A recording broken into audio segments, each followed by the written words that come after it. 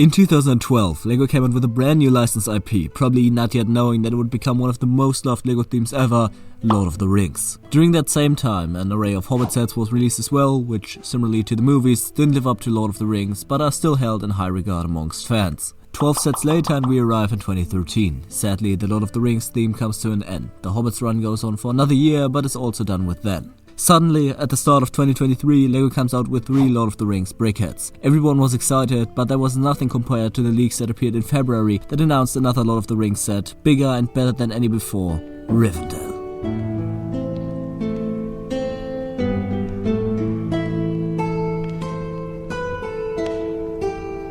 I know I'm a little late to the party in reviewing this set, but I just need to talk about it, especially with another huge Lord of the Rings set releasing this year, that being Boromir. But that lies in the future. Let's focus on what we have right here. This set released on March 5th, 2023, about a month after the leaks came out. As I mentioned in the intro, it had been 10 years since we got proper Lord of the Rings sets, and returning with not just any set, but this is incredible. It's the biggest Lord of the Rings set ever, with 6,167 pieces, making it the 8th largest set in the history of LEGO and the biggest of 2023. At $500 US, 430 British pounds and 500 euros, it's also the most expensive set of the Lord of the Rings theme. That is very expensive, but as you will get to see, the price tag may be a hefty one, but the set definitely makes it worth it. So why don't you just hit that subscribe button and we'll get right into it with something this set absolutely delivers on, the minifigure selection.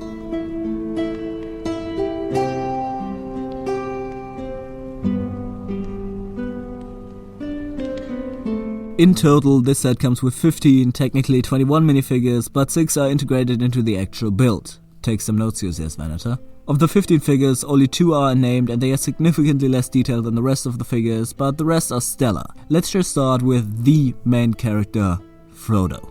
I just want to say that I appreciate all the care and love they put into this figure. The face to begin with matches Elijah Wood astonishingly well, especially in combination with the hair. He's got an extra short green coat, which I love because, as you will see with the other hobbits, each has their uniquely colored coat. His jacket looks great as well, and the dual molded short legs capture that shoeless look while not making him look pantsless either. And of course, we can't forget the signature ring, the one to rule them all, which also cannot be carried by our next character, Samwise Gamgee. This figure looks less like its in-universe counterpart, which definitely is the face's fault though. The hair, which is the same as on Frodo, just in a different color, matches his look, but the face just ain't it. He's got a light blue coat and his torso is just as detailed as Frodo's, with them even getting in the classic suspenders that Sam wears until the very end. His accessory is the trusty pen, which he later on uses to even knock out an orc. A figure with a less brutal tool is our next one though, Peregrine Took. This figure feels a little darker due to its dark blue jacket and brown cape, but I still think the jolly look on his face conveys the Hobbit optimism. I'd argue the face matches the in-universe look better than on Sam, even though he uses the same hair too. But the highlight for me, outside of the extra detail on the torso, is the lambas he's carrying. I immediately recognized it, so hats off to the designers. Speaking of food though, our next Hobbit has some as well,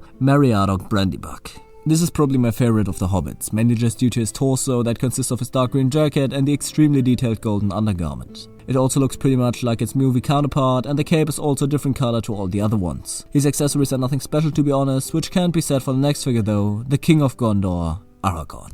Now, this figure may not be very kingly here, but it depicts his actually pretty good outfit during his stay in Rivendell. The face is a great match for Viggo Mortensen, and the detail on his body, especially around the neck area and between his legs, is astonishing. The printing overall is great, with some even on the back. As an accessory, he has a brand new molded sword, which looks absolutely fire, and if we're already talking about new weapons, let's look at Gimli, because he's got some too. Gimli doesn't just come out the gate with 1 or 2 new molds, no. His axes, helmet and beard are new pieces. The helmet looks great with gold highlights all over and even some bronze on the back, which tops off the beard braid combo. I'm a big fan of the golden belt buckle too, as well as of the use of mid-legs. This makes him shorter than usual figures but taller than hobbits, which is accurate to his on-screen equivalent. The axes look great and are hands down the best LEGO axes we've ever gotten. Now that we've covered Aragorn and Gimli though, that only leaves one more member of the iconic trio, Legolas. I'll say it straight up, I don't really like the hair earpiece. It just makes his forehead look huge in comparison to the previous versions, and I don't know why they made it like this. The rest of the figure looks gorgeous though, with an incredible green and silver torso center, accented by the straps running across his chest and dual molded legs. My only real criticism is, as I mentioned, the hair, which I don't think does the character justice. Even the bow is pretty good, even if it's similar to the weapon that killed our next minifigure, Boromir. I gotta start by saying I think they captured Sean Bean's quite cocky likeness from the movie very well. I also just adore his outfit. The combination of dark red and blue with such a high level of detail definitely makes him one of the highlights of the set. I may actually just need to do a Fellowship showcase to dive a little deeper and show you how great these figures are.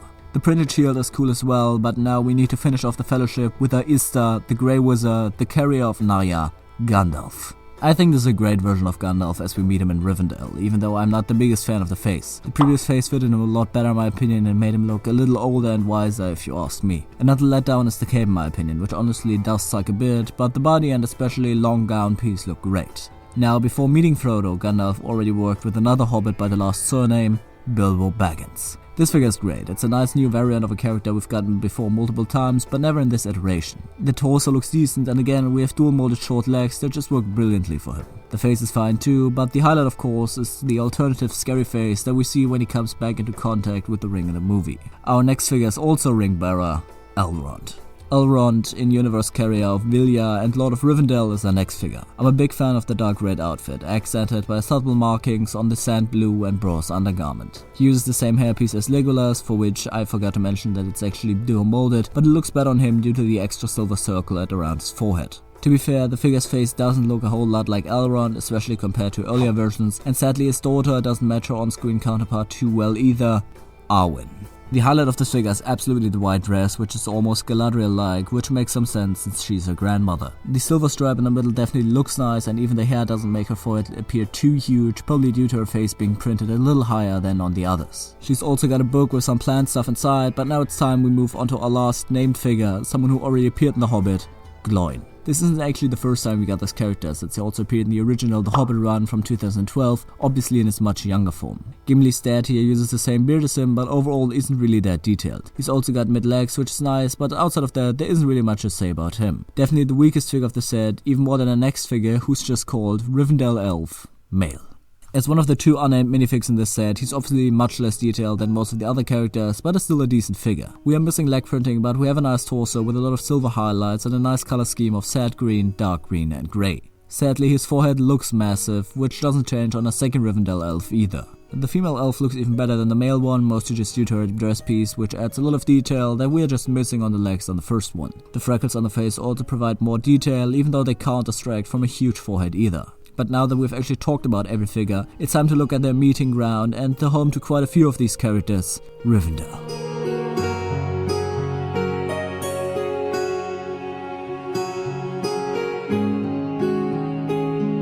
So let me start off by saying this set is huge. Now, I'm not normally someone that buys these very big sets. My biggest set previously was the Assembly Square, and that set is big, but not this big. The dimensions of the set are 39 cm in height, 50 cm in depth, and 72 cm in length. That is massive. My previously biggest set, Assembly Square as I've just mentioned, is only half as long. The immense size of this set proves to be a curse and a blessing at the same time though. Rivendell is hands down one of the most beautiful LEGO sets ever, but also a nightmare to display if you don't have a shit ton of space. But thankfully the designers did think of that and split the set into 3 modular sections that you can take off and reattach at will. I for example display these 2 left pieces as one and this part separately since I can't fit them anywhere together. The connection is also very loosey-goosey, which I'm personally not the biggest fan of, but I can see how some people would prefer that. And honestly, I just want to thank LEGO for splitting the set into 3 because it makes reviewing this so much easier. I say we start with the left section and work our way through the build from there. The first section is the smallest of the 3, but still comes with a whole lot of details and recognizable places from the movie. The big standout of course is the tower. When we look at Rivendell and Lord of the Rings, we can spot these almost cathedral-like towers everywhere.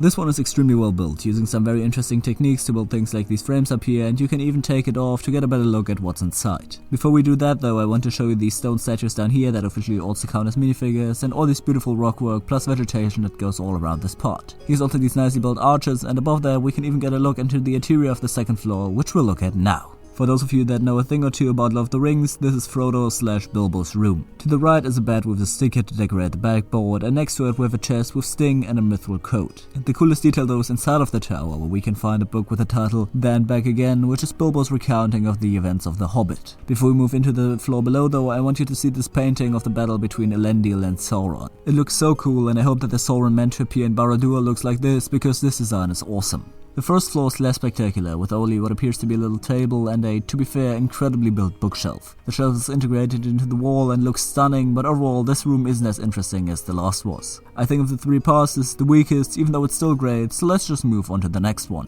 The second part is by far the biggest and could totally be its own set even if we got rid of the other two parts. Now this thing is so big that we can divide this into multiple sections as well. The interior, the outside, Elrond's council, and this little hut to the side here. I think starting with the inside is the best. The first floor has this very detailed floor tiling which is all printed, no stickers used on that thankfully. Scattered all around are little tables and candle holders as well as two little pedestals with sticker pieces on them, one featuring Barad-dûr. To the very left we have a flight of stairs, and below that we actually have a map of Middle-earth showing us places like Orthanc, Barad-dûr again, Rivendell and Minas Tirith. The second floor really only consists of this very narrow walkway leading to and from the stone statue, also another minifigure, which is holding the broken Narsil, which later becomes Andúril. Above the walkway though are two more paintings, which after some research turned out to be a depiction of Elrond's parents travel to Aman and Ostin-Edhil, a big elven city. The first thing to catch your eye on the outside is definitely the roof. All the individually placed one by one pieces give it a very distinct look, and shout out to my sis for placing these because I sure as shit wasn't doing that. On top we have another tower-like structure which even towers over the tree right next to it. This tree was a pain to build but looks great, as does all the other vegetation around the build, like this little tree that just stands here for whatever reason. The last thing that you can't really see otherwise, but I want to show you anyways before we get to Elrond's council, is this painting on the side of the build. I absolutely love all these murals spread through the whole of Rivendell, and this one shows the forging of the 3 elven rings by Celebrimbor, who was later killed by Sauron.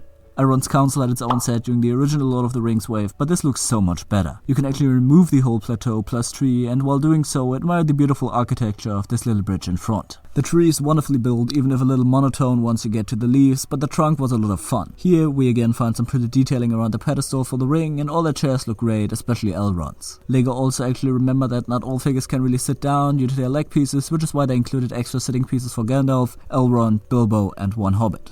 Heads off. Below Elrond's council we can actually find another Easter egg, that being the Eye of Sauron. It's right beneath the platform for the ring as to show how he's always watching it. It gets covered up though the moment we place everything back on, which is really easy, also making reviewing this a whole lot simpler. Same thing for the little extra house at the side, which only holds a table with 2 more lambas and looks really beautiful, especially with the architecture in front. This too can be placed back with relative ease and is held in place by this slow piece right here. Now though, it's time we get to the third and in my opinion prettiest section. Now in my opinion this could have also just been a set for itself, but I don't know whether they'd have been able to capture the same amount of detail that we have here. To the left there's a little waterfall which goes from the very back to the front. This fits the on-screen look very well, with rivers running through Rivendell everywhere and ending in waterfalls. The bridge we have is also very nice and will connect beautifully to the rest of the build when put together. Sadly, there's nothing really cool behind the waterfall except for some glow-in-the-dark mushrooms, but the rockwork all around is absolutely stellar, especially here on the side of the little cliff. On the right side we have a bit of a more open and blacksmith area. These trees are genuinely great, accented nicely by surrounding vegetations, and actually were quite a bit of fun to build. The blacksmith part isn't the most detailed, but it suffices for what it's trying to show. Would have been really cool though if there was a light-up brick in there, like with the Medieval Blacksmith. But of course, all the weapons that are made here also have to go somewhere, which is why on the inside of the hill there's an armory, and I just have to say, the entrance looks beautiful, especially the fact that it's molded into the hill.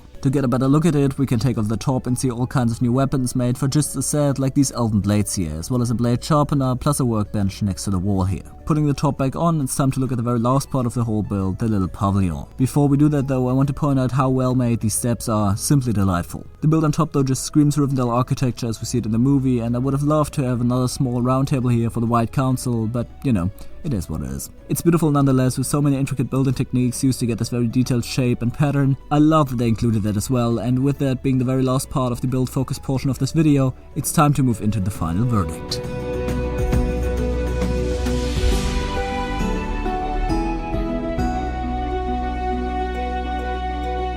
Now, this is my favorite set ever. I don't have to deny it, I think I made it abundantly clear in this video. For any Lord of the Rings fan, this is the magnum opus, there's nothing that can top this. Maybe with Barad-dûr coming out it will even trump this beauty of a set, but that will be a very hard task to achieve. This set delivers in the figure and build category like few other sets, and even though it may be very expensive, you get a better valued set than nearly any other in a similar price class. For the first time I'm giving out a 100% rating, and since I'm already in such a Lord of the Rings rush right now, I've just decided that I want to do something different for my next video. I want to introduce a new series on the channel where I'm going to talk about upcoming set, specifically next time Barad-dûr. And with that, I hope you enjoyed today's video, and until next time, goodbye.